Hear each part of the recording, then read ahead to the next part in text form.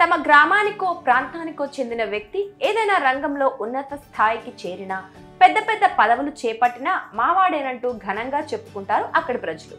ఇప్పుడు తమిళనాడులోని తులసేంద్రపురం గ్రామస్తులు అంతకు 100 రెట్లు సంతోషంతో సంబరాలు చేసుకుంటున్నారు.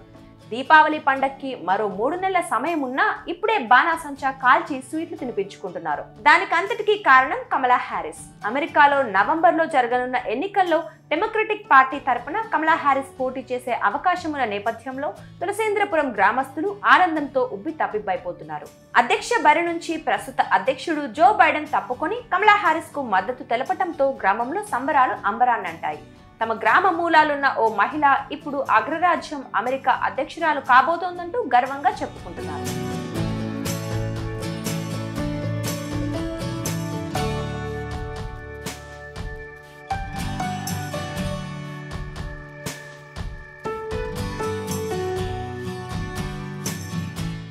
తులసేంద్రపురం గ్రామం తమిళనాడు రాజధాని చెన్నైకి 300 కిలోమీటర్ల దూరంలో ఉంది. అమెరికా రాజధాని వాషింగ్టన్ డీసీ నుంచి 14,000 కిలోమీటర్ల దూరంలో ఉంది. అమెరికా ఉపాధ్యక్షురాలు కమలా హ్యారిస్ అమ్మమ్మ తాతయ్యల స్వగ్రామం కావడంతో అక్కడ ఇప్పుడు పండగ వాతావరణం నెలకొంది. కమలా హ్యారిస్ తల్లి శ్యామలా గోపాలన్ ఆ గ్రామంలోనే పుట్టి పెరిగి ఉన్నత చదువుల నిమిత్తం అమెరికా వెళ్లారు. ప్రస్తుతం ఆ గ్రామంలో ఎక్కడ చూసినా కమలా హ్యారిస్ ఫోటోలతో పెద్ద పెద్ద ఫ్లెక్సీలు దర్శనమిస్తున్నాయి. డెమోక్రటిక్ పార్టీ అభ్యర్థిగా ఆమె పేరు దాదాపు ఖరారు కావడంతో ఇక ఎన్నికల్లో గెలిచి అమెరికా అధ్యక్షురాలు కావాలంటూ గ్రామస్తులు ప్రత్యేక పూజలు చేస్తున్నారు.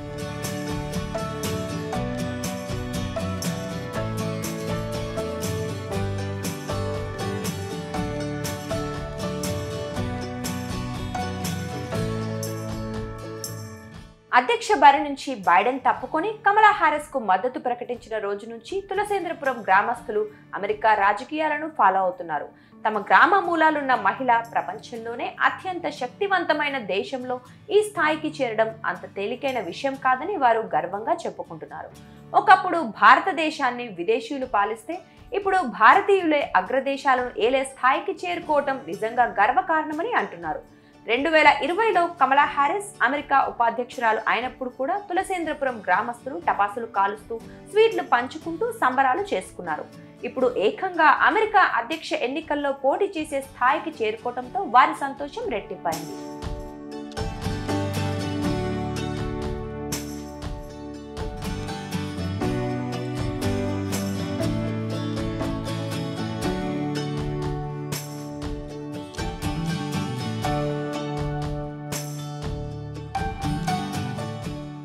డొనాల్డ్ జే హ్యారిస్, శ్యామలా గోపాలన్ దంపతులకు అమెరికాలోని కాలిఫోర్నియా స్టేట్ ఓక్లాండ్ సిటీలో 1964 అక్టోబర్ 20న కమలాదేవి హ్యారిస్ జన్మించారు.